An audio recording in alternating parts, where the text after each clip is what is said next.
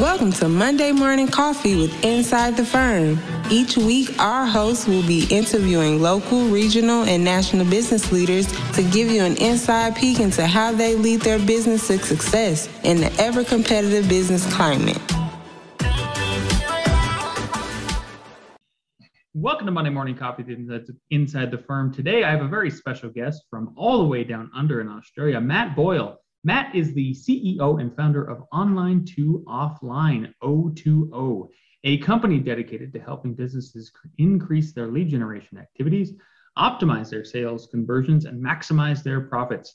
But that's only part of the story. O2O is committed to using entrepreneurship and job creation as a vehicle to end poverty-driven exploitation and sexual slavery by opening centers in developing countries and using them as community hubs. Matt lives on the Sunshine Coast in Australia with his wife and 6 kids, where he spends his spare time training for Strongman Competitions. Matt, welcome to the show.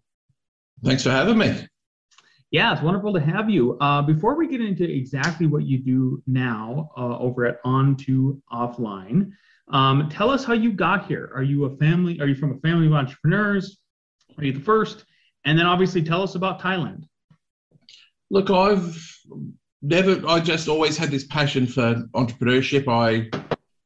Through school, that was all I wanted to do was run my own business and have the freedom to do what I want when I want. And back when I was younger was to make a boatload of money. So I've always had that kind of drive in me. We bought our first business when we were 21, which was probably one of the best learning experiences you could ever have. I did my shirt and lost everything and, got a real slap in the face of reality around business and what it really takes to run it. But it was, all these years down the track, it was the best thing that ever happened to lose everything in your early 20s, not your late 50s when a lot of people do it. So it's been a lot of fun. And the rebuild back then got me into sales, and that was what I needed to do to provide for my family. And at the time, my wife's dad was battling cancer, and we would support him financially. So we had this burden of, paid for his medical bills, paying and trying to recover financially. And then we also happened to have a lot of kids very, very close together. So all of these kind of life circumstances just threw us into this position of I needed to sell to survive and to put food on the table. So I got very good, very quick at it. Beautiful. Yeah. Tell us about Thailand. I know that's a big, one of the things that kind of drove you to found what you have found. And we'd love to hear a little bit more about that. Yeah. So I ended up building a sales training company, and it was quite a profitable company, and it was great, but it was horribly unfulfilling. That, I had this empty sort of pit in my stomach. And in 2015, I met this Aussie guy who was working over in Thailand with the Thai immigration police, and he was involved in anti-human trafficking and involved in doing rescues and rehabilitation. And we just got talking, and just the more he kept sharing stories, the more something inside of me kept lighting up and going, I've got to see this. I've got to see this for myself. So eventually I convinced him to take me over with him on one of his trips, and I spent 3 weeks with him and a group of people involved in rescuing these women out of brothels and kids out of brothels, and just seeing, very, very unfiltered, very uncensored, the depravity of exploitation and human trafficking. And the stories were just phenomenal. That, everyone that we rescued, everyone that we met, the story was the same, that they needed money. So they either borrowed money from someone they shouldn't, they took a job that they shouldn't, they did something that got them connected with someone that was going to exploit them, and now they were trapped in this life. So it was just horrendous, and it got me back to Australia going, I've got to make a difference. I've got to do something. And I realised when I was over in Thailand, the biggest thing was I'm not cut out to do the rescues. I could not separate the emotion, and like some of these guys that were doing it, that were able to kind of look at the mission, focus on the mission, achieve the mission, and then be able to move on. I was just got way too connected with the individuals and with the stories, and couldn't, I couldn't take my kids' faces off some of these kids that was rescuing and stuff. So I knew that I was not the guy to do the rescuing on the front lines. That was not what I, not what I was there for. So I wanted to help fund them as much as I could. So I started donating money, and we got to the situation that, I'm donating everything we had, and my wife taps me on the shoulders saying, "Hey mate, you've actually given the mortgage payment away this month. So can you ring the bank and tell them we're going to be late on the payment because you've given the money away." So that's when I kind of said, well, I've got to stop and think about how I can do this in a more sustainable way. And that's where we sort of came up with the business plan to actually put job creation at the center of what we do, and actually build these employment centers to create these jobs and create the prevention of the trafficking, as well as helping on some of the cure and some of the rehabilitation, but really focus on that prevention is better than cure, and create jobs so they had opportunities other than traffickers and exploitation. Wow, that's an incredible story. I'm sure it's, obviously you were impacted by that. Like you said, you were giving more mortgages. So let's kind of shift a little bit. I was just curious about that. I noticed that one in your profile that I was reading about the Thailand. So I had to ask. One other thing you're focused on is obviously, based on what you just said, businesses making an impact before a profit. Why do you think businesses should be focused on making the impact before a profit? Because isn't a profit what keeps us alive, especially during a downturn? Look, yes, but my personal experience, I've been on this kind of evolution through business that I've had to be in survival mode. So, it's how can I use next week's sale to pay last week's bills, and playing that sort of chase, that chasey where you're just trying to keep your head above water. And, everyone that's been in business has been through that phase. And, if you can stick around that long enough, you get into this kind of success mode where now you're making money, you think things are good. But most entrepreneurs are driven by something else. Most entrepreneurs, making money is just a way of keeping score. So, beg your pardon. So when you're doing that, and if you just sort of stop there, you don't get that fulfillment. You don't get that satisfaction. That real kind of drive that what you're doing is making a difference. So when I made the shift to sort of making an impact first, and overlaid that with the business principles around, I need to make it profitable, I need to do this. I've actually created this model where the more impact I have, the more profit I make. And the more profit I make, the more impact I have. So, both of them are now very much ingrained in each other, that one feeds the other, which feeds the other, and they keep growing. So my shift over the last few years, and look, we got tested, and not everyone needs to go through the lengths that we did. Like, we lost our house, and I went financial ruin for a second time making the transition because I went too emotional and kind of threw out business logic for a period of time and just did not put the proper planning around how long it's going to take and how much money it's going to take. So we lost everything for a second time. But I've made everything back and then some more in a very, very short amount of time, because it's this relationship of more impact I make, the more profit I make, and vice versa. So, for me now, it's just the way I do it, because I want to make more profit, because I want to make more impact, and I want to make more impact, so I want to make more profit. So they're very much ingrained in this symbiotic relationship. Yeah, that makes sense. What do you think is the biggest mistakes that people make when they manage sales? The biggest mistake I see is just inconsistency. Most people, when it comes to sales, will not, they want to be closing deals, and they want the fun stuff at the end, but they won't do the hard work leading up to it. They won't spend the time doing the follow-ups, doing their prospecting, doing the basics well. And that's what the biggest part of what we actually solve in O2O is we, created the processes and systems to do those basic disciplines at a high standard on a consistent basis. And just through doing that, it enables people to achieve more in their sales and have more opportunities to do what they want to do best, which is being in front of prospects, closing deals. Yeah, I would agree with that. I think we're just, especially Americans, I can't speak for Australians, but man, do we want that sweet treat at the end before we do any of the hard work to get there, right? Like we didn't go on the 10-mile hike to earn the sweet treat at the end. And but I think that's also human nature, part of it.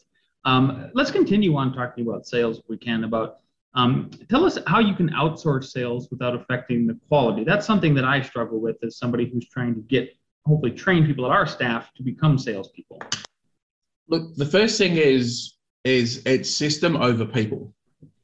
And when you take that approach of going, I studied a lot of Edwards Deming, who was process innovation and was pretty much single-handedly responsible for turning Japan's economy around after World War II. And he was very much on, let's continue to improve the process from there. So when I was sort of building these systems, it was, right, how can I build a systems approach? And then I sort of looked at it from what are all the tasks that need to happen on a daily basis to make it happen? And if we're talking about outbound sales, how many prospecting calls, how many follow-up calls, how many people do I need to speak to? What's the level of qualification? And I would just kind of look at it from that point of view. And then I just kept unpacking the layers of going, well, how can I do that in a way that is either automated or outsourced?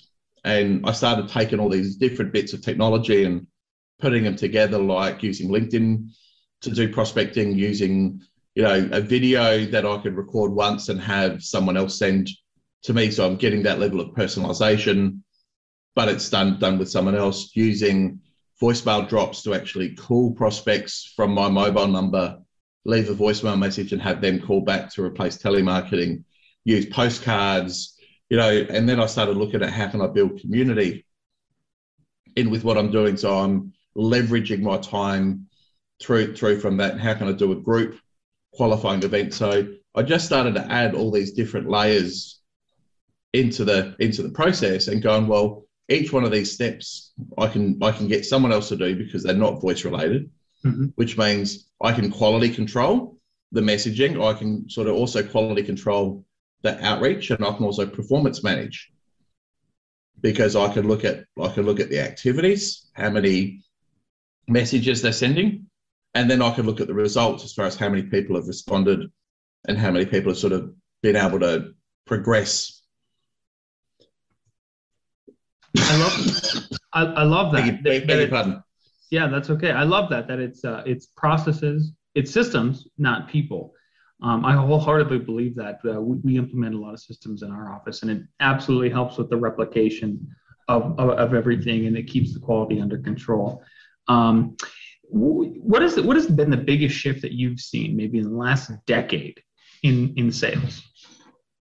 The biggest shift is salespeople are now far more interested in having conversations than what they used to be. These days, because of the internet, people, they consider a qualified lead as someone that's walking up to them with their credit card in their hand going, here, take my money. And that the art of the influence and the art, if you go back to the old school sales trainers like Brian Tracy and Zig Ziglar and all that kind of stuff, where, these guys were rocking up to knocking on people's doors, trying to sell pots and pans. And they would sort of, the art of the sale there was to create the need and to establish value and to build credibility. And all of those things now, aren't being done by the salespeople anymore. All they focus on is give me the order and take it from there. So that's a massive shift. And it's something that I hope over time people will realize how important being able to have those conversations are, because it's so impactful to be able to do it. And it puts especially with the times we're heading into now, it puts the outcome of a sales department back in their control rather than in the hopeful basket. Amazing. Yeah, it's been quite the shift. I agree. I mean, and it's getting faster and faster and faster. Do you think on that note, then, do you think it's easier or harder to manage the sales of growth compared to 10 years ago? I got to imagine it's easier. It's easier because if you do the fundamentals right and consistently, you've got a massive advantage over the majority where, back when I started selling cars like nearly 20 years ago, I knew I was going up against 4 or 5 other quality salespeople that were well-trained, well-disciplined, and had a good process. So you knew you had to be at the top of the game. I go into a car yard now and I know I'm going up against amateurs. So anyone that walks in, if they're qualified, they're buying my car. So it's a lot easier if you're that way inclined. Where the challenge is at the moment, though, is a lot of management. A lot of the sales attitudes are driven by management. And so it's actually getting the leaders to understand that we need to look at this from a different view. We need to take a slightly longer view. We need to invest more time and resources into areas that they can't necessarily see a result straight away, and have them to have the confidence of the belief that that's where we need to spend our time in order to sort of drive those results. Yeah. Shifting gears a little bit, I don't know what the economy is like down there. I'm interested certainly in a Australian point of view, but I got to imagine we're close to the same boat. It seems like since we're mostly a global economy at this point. Where do you see it heading, and what do you think small businesses, business owners what should they be doing to prepare if there is going to be a downturn? Certainly, we're of the opinion in the United States. Look, we're certainly accelerating into uncertainty, and we're accelerating into what I'm going to call a thinning of the herd. That there is just going to be a lot of businesses that won't survive the next couple of years, and I look at that as a good thing. Say in the Australian economy, when COVID hit, the government threw an absolutely insane amount of money into the economy and floated a lot of, kept a lot of businesses afloat that shouldn't be in business, which has created this delusion of what it really takes to be successful in business. So there's going to be a lot that don't survive. But my planning over the last few months has been, how can I continue to grow my business where my cost base for my team is going to go up by 20%. So I need to factor a 20% increase in my, in my staffing costs through from there.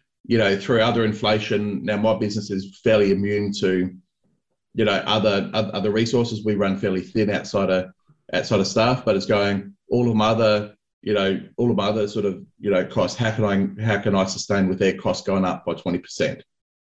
But how can I also do that in a market where my clients have got 40% less money to spend?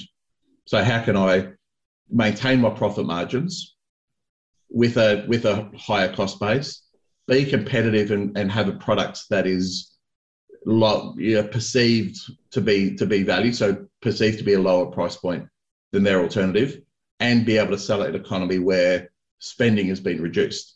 So we've spent a lot of time the last 3 to 4 months with my leadership team, looking at our programs, looking at our products, looking at our marketing, and getting prepared for that. So a big part of that has been, that in that organization, it's just being really efficient, being really clear, and looking at our value proposition inside the marketplace. And because of all that, I'm actually quite excited about what's going to happen, because I think we're getting better at articulating the fact of we can help businesses do more with less, which is exactly what's needed at the moment. So, but it's because of that planning, where if you had asked me that 4 months ago, I wouldn't have had that clearer vision. So it was a lot more uncertainty. So, planning and looking at how to reposition with a higher cost base and a lower